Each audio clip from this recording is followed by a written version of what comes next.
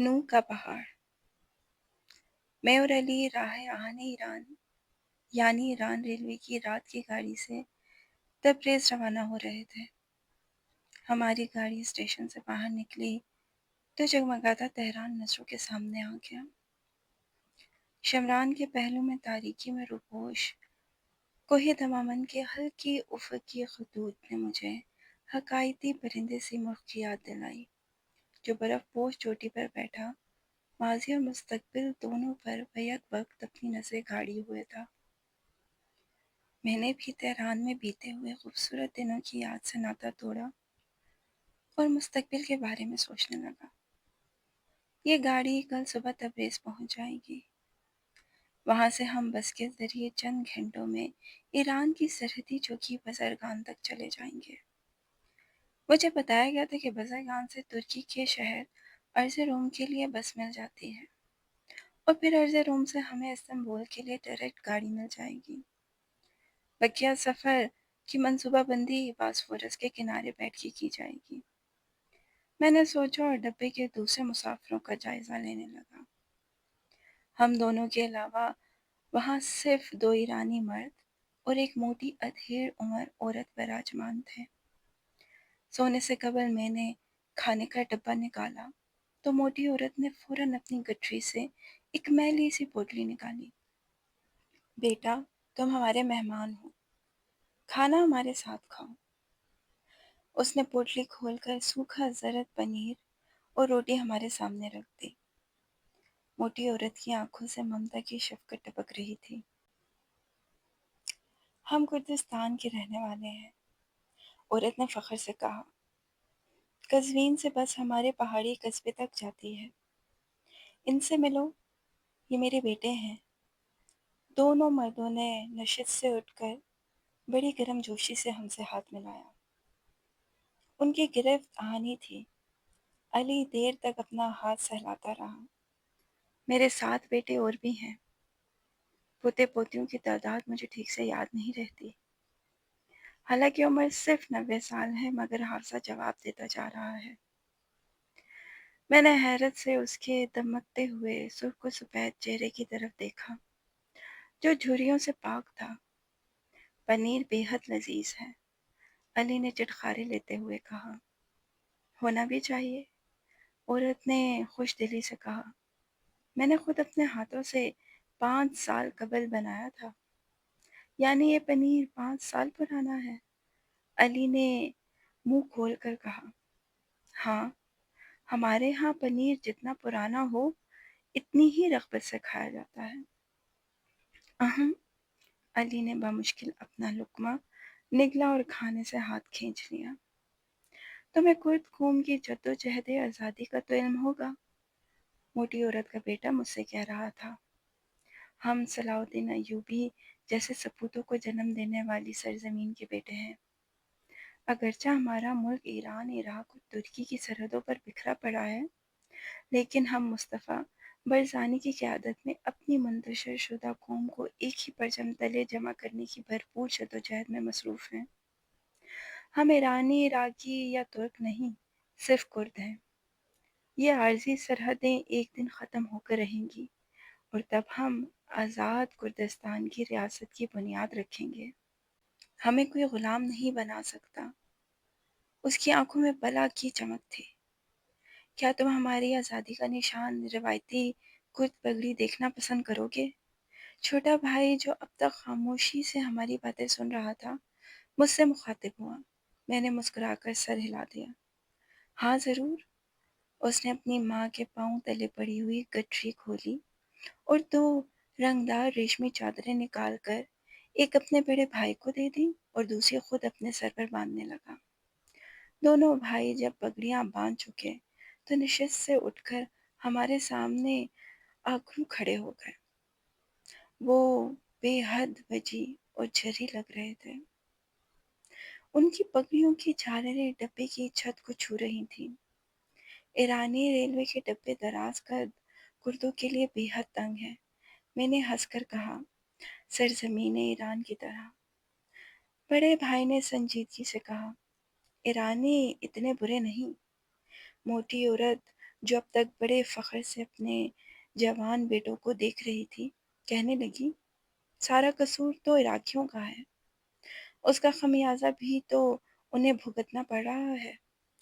بڑے بھائی نے مسکرا کر کہا، اور پھر تینوں ماں بیٹوں نے ہنسنا شروع کر دیا۔ ہماری بس جب کردستان کی سرحد پر پہنچے گی تو ہم اپنے وطن میں داخل ہونے سے پہلے یہ پگڑیاں باندھ لیں گے، چھوٹے بھائی نے پگڑی کی گراہ کھولتے ہوئے کہا، کیونکہ ایرانی لوگ انہیں ناپسندیدگی کی نگاہ سے دیکھتے ہیں۔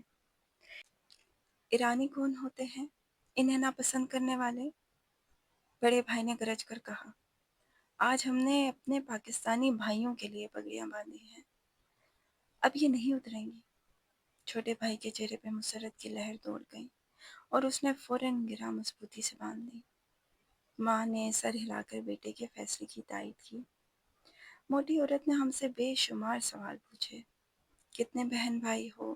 دیہات میں لوگ کھیتی باڑی کس طرح کرتے ہیں؟ مسجدوں کی مینار کیسے ہوتے ہیں؟ پنیر بنانے کا رواج کیوں نہیں؟ قزوین قریب آیا تو کہنے لگی، تم میرے بیٹے جیسے ہو، ہمارے ساتھ گاؤں چلو اور چند روز اپنے کرد خاندان میں بھی گزارو۔ میں بھی آپ کو ماں ہی سمجھتا ہوں۔ اس کے خلوص اور پیار سے متاثر ہو کر میں نے جواب دیا، لیکن بیٹے ہمیشہ تو ماؤں کے ساتھ نہیں رہ سکتے، آج ہمیں اجازت دے دیں، میں کبھی نہ کبھی آپ سے ملنے ضرور آؤں گا، شاید اس وقت تک کردستان آزاد ہو چکا ہوگا۔ قزوین آیا تو ماں نے میرا ماتھا چوما، سلامتی کی دعا دی، بھائیوں نے گلے لگا کر خدا حافظ کہا اور پھر تینوں رات کی تاریکی میں گم ہو گئے۔ دوسری صبح ہم تبریز پہنچ گئے، جو صوبہ آذربائیجان کا صدر مقام ہونے کے علاوہ تہران کے بعد ایران کا سب سے بڑا شہر ہے۔ کوہ ساحل سے نکلتی ہوئی ندیاں جنوبی وادیوں کو سیراب کرتی ہیں، جہاں زمین بے حد زرخیز ہے۔ مشرق کے اکثر شہروں کی مانند تبریز کا حال اس شہر کے شاندار ماضی سے کوئی مناسبت نہیں رکھتا۔ اکثر تاریخی عمارتیں قدرتی آفات اور زمانے کی تباہ کاریوں کا شکار ہو چکی ہیں۔ نیلی مسجد کی چند شکستہ اینٹیں اس بات کا پتہ دیتی ہیں کہ صدیوں پہلے یہ عمارات ایرانی فن تعمیر کا شاہکار ہوں گی۔ ارگ کا حصار بلند فسیلوں اور میناروں کا ایک شکستہ ڈھیر ہے۔ تبریز ایران کے مغل بادشاہوں کا پایہ تخت تھا۔ ارغن خان کی درخواست پر جب خان عظیم نے ایک مغل شہزادی مارکو پولو کی حفاظت میں چین سے ایران روانہ کی تو پولو اسے لے کر تبریز ہی آیا تھا، لیکن ارغن خان اس دوران فوت ہو گیا اور چینی شہزادی اس کے بیٹے غزان خان کے پلے باندھ دی گئی۔ مارکو پولو اپنے سفر نامے میں لکھتا ہے، تبریز عراق کے صوبے میں واقع ہے۔ لوگوں کی اکثریت کے خواب ریشم اور اطلس کے کاروبار میں ہے۔ شہر کے بازاروں میں ہندوستان، موصول اور ہرموز سے لایا ہوا سامان بکتا ہے۔ اس کے علاوہ جنوبی وادیوں میں قیمتی پتھر دستیاب ہیں۔ تمام شہر باغات سے ڈھکا ہوا ہے۔ تبریز کی گلیوں میں گھومتے ہوئے مجھے شمس تبریزی اور مولانا روم کی پہلی ملاقات کی روایت یاد آ گئی۔ مولانا اپنے وقت کے سب سے بڑے عالم ہونے کی حیثیت سے دربار شاہی میں عالی مقام رکھتے تھے۔ ایک روز مولانا ایک تالاب کے کنارے بیٹھے مطالعے میں مصروف تھے۔ شمس ادھر سے گزرے تو کتابوں کے ڈھیر دیکھ کر مولانا سے پوچھا، یہ کیا ہے؟ یہ وہ ہے جس کی تمہیں خبر نہیں۔ مولانا، جنہیں اپنے علم پر بے حد ناز تھا، تنزن کہنے لگے۔ ان کے یہ کہنے کی دیر تھی کہ کتابوں کے ڈھیر میں آگ لگ گئی۔ مولانا نے گھبرا کر شمس سے پوچھا، یہ کیا ہے؟ تو انہوں نے بڑے تحمل سے کہا، یہ وہ ہے جس کی تمہیں خبر نہیں۔ مولانا یہ جواب سن کر بے حد پشیمان ہوئے اور انہیں احساس ہوا کہ روحانیت کے بغیر دنیاوی علم مکمل نہیں ہو سکتا۔ اسی تالاب کے کنارے شمس تبریزی کے ہاتھ پر بیعت کی اور پھر ان کے قتل تک ساتھ رہے۔ اسی دوپہر ہم ایک بس پر سوار ہو کر ایران ترک سرحد بزرگان کی طرف روانہ ہو گئے۔ تبریز سے باہر نکلتے ہی بلند و بالا پہاڑیوں کا سلسلہ شروع ہو گیا۔ آذربائیجان کے زمینی مناظر بقیہ ایران سے یکسر مختلف ہیں۔ وہاں چٹیل میدان اور بے آب و گیا صحرا پھیلے ہیں، تو یہاں ہر سو ہرے بھرے کھیت اور سرسبز وادیاں بکھری پڑی ہیں۔ ان علاقوں میں لوگوں کی زبان بھی فارسی کے بجائے ترکی ہے۔ ہم مرند سے گزرے، وادی کے پہلو میں نیند میں ڈوبا ہوا خوبصورت گاؤں۔ ایک حکایت کے مطابق حضرت نوح علیہ السلام کی اہلیہ یہاں دفن ہے۔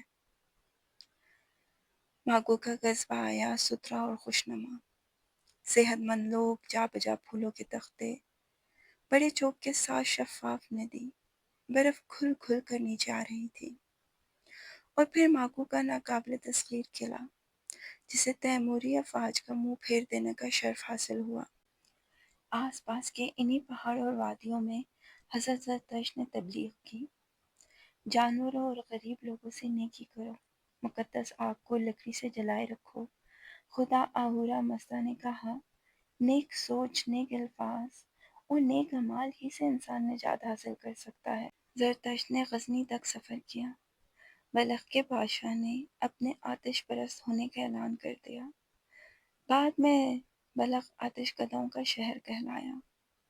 ماکو سے نکل کر ایک مرتبہ پھر ہم پہاڑیوں میں کھو گئے۔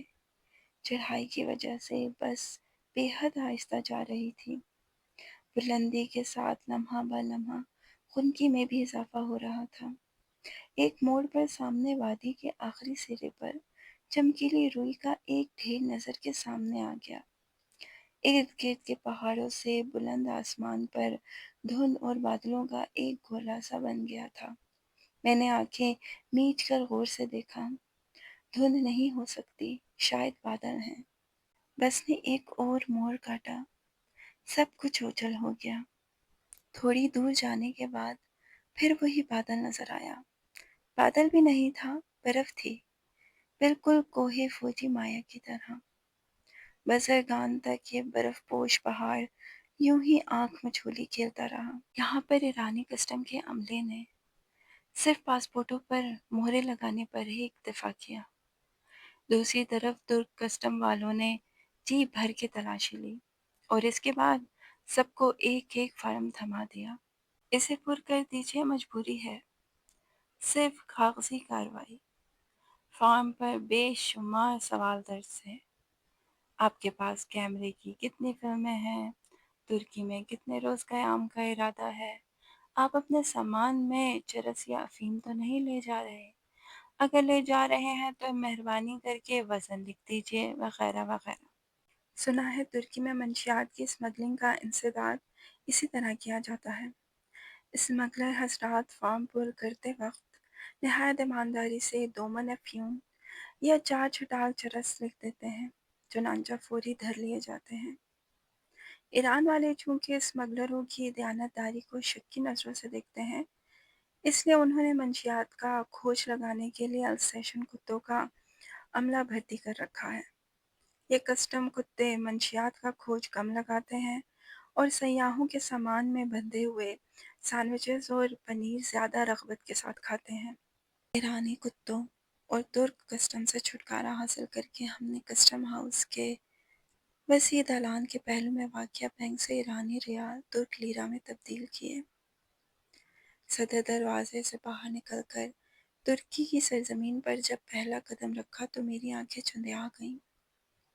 میرے سامنے خنک چاندی کی چمکتی ہوئی ایک دیوار کھڑی تھی، دامن سے چوٹی تک سفید برف کے بوجھ تلے دبا ہوا بلند پہاڑ جو سرحد کے اس پار سے دھندلا گوہر آلود بادل معلوم ہوتا تھا، اتنا نزدیک جسے ہاتھ بڑھاؤ تو ایک چناکے سے چھن چھن کرتی چاندنی تمام وادی میں بکھر جائے۔ یہ کوہ ارات تھا۔ روایت ہے کہ طوفان نوح علیہ السلام کے بعد حضرت نوح علیہ السلام کی کشتی اسی پہاڑ کی چوٹی پر لنگر انداز ہوئی تھی۔ ارات کے پہلو میں بے شمار چوٹیوں نے سر اٹھا رکھے تھے۔ لیکن سبھی خشک اور ویران، اس مقدس پہاڑ کی عظمت کا اقرار کرتے ہوئے سر بہ سجود۔ کوہ ارات کے خوبصورت شہر کے خنک بازو مجھے اپنی لپیٹ میں لے رہے تھے۔ یکدم ایک تیز اور یخ بستہ ہوا چلنے لگی، جو ارات کے پاک دامن سے چھو کر پھسلتی ہوئی نیچے وادیوں میں اترتی اور میرے جسم کو یخ کر جاتی۔ سیٹیاں بجاتی ہوئی تند ہوا کا شور کسی بڑے طوفان کا پیش خیمہ تھا۔ سڑک کے کنارے مٹی کا بنا ہوا ایک بوسیدہ قہوہ خانہ تھا، جس کے باہر چند ٹوٹے ہوئے بینچ پڑے تھے۔ قہوہ خانے کا مالک شکستہ دیوار کے ساتھ ایک چھپڑ کی آڑ لے کر زمین پر بیٹھا دہکتے کوئلوں پر شیش کباب بھوننے کی ناکام کوشش کر رہا تھا۔ خنک ہوا کا تھپیڑا پہاڑ سے اترتا اور کوئلوں کو اڑا لے جاتا۔ میں نے دونوں ہتھیلیوں کو آپس میں رگڑ کر کانوں پر رکھ لیا اور قہوہ خانے کے بینچ پر بیٹھ گیا۔ میں اب بری طرح ٹھٹرنے لگا۔ بینچ کے ساتھ ہی میرا سامان پڑا تھا۔ تھیلے کے پھٹے ہوئے کونے میں سے میری ہراتی پوستین کی سیاہ کھال جھانک رہی تھی، جس کی موجودگی مجھے یاد ہی نہ تھی۔ میں نے ٹھٹرتے ہاتھوں سے تھیلا کھولا اور پوستین نکال کر پہن لی۔ کراکلی کی نرم اور گرم کھال نے میرے جسم کی تمام سردی چوس لی اور میں شیش کباب بھوننے والی انگیٹھی کے ایک کوئلے سے سگریٹ جلا کر بڑے سکون سے بیٹھ گیا۔ ایک سیخ کتنے کی؟ میں نے شہادت کی انگلی کھڑی کر کے قہوہ خانے کے مالک سے پوچھا۔ 2 لیرہ۔ اس نے اپنی قمیض کے دامن سے ہاتھ پہنچ کر مجھے ایک سیخ پکڑا دی۔ عرض روم جانے والی بس کتنے بجے آئے گی؟ میں نے گوشت کا ایک ٹکڑا سیخ سے اتار کر جلدی سے منہ میں رکھ لیا۔ بے حد گرم تھا۔ وہاں تو صرف دن میں ایک بس جاتی ہے اور وہ آج صبح صبح ہی چلی گئی تھی۔ آپ تھوڑی دیر انتظار کر لیں تو میرا ایک دوست اپنے ٹرک پر آپ کو اگلے قصبے بیضت تک لے جائے گا۔ وہ اندر قہوہ پی رہا ہے، اس نے جواب دیا۔ میں نے سگریٹ کا آخری کش لگایا اور پاؤں تلے مسل کر کھڑا ہو گیا۔ ارات کا پورا پہاڑ سورج کی روشنی سے چمک رہا تھا، مگر گرد و نواح کے پہاڑوں اور گہری وادیوں میں دھندلا چھا رہا تھا۔ شام ہونے کو تھی۔ قہوہ خانے کا مالک اب کباب بھوننے کی بجائے زمین پر بیٹھا آگ تاپ رہا تھا۔ میں نے ارات کی چوٹی کی جانب اشارہ کر کے پوچھا، اس کی برف کس موسم میں پگھلتی ہے؟ ارات کی برف کبھی نہیں پگھلتی، اس نے تقدس آمیز نظروں سے چوٹی کی طرف دیکھتے ہوئے مجھے بتایا۔ یہ نوح علیہ السلام کا پہاڑ ہے۔ وادی کے دوسری طرف جس صبح موسم صاف ہو تو اس کی اجلی برفوں میں ایک کالا دھبا دکھائی دیتا ہے۔ لوگ کہتے ہیں وہ نوح علیہ السلام کی کشتی کا ایک حصہ ہے۔ وادی کے اس پار تو روس ہے، میں نے دلچسپی لیتے ہوئے کہا۔ ہاں، اس نے مایوسی سے سر ہلایا۔ ایک مرتبہ روسیوں نے نوح علیہ السلام کی کشتی کی تلاش میں ارات پر ایک مہم بھی بھیجی تھی۔ وہ بے مذہب لوگ ہیں، اس لیے ناکام واپس گئے۔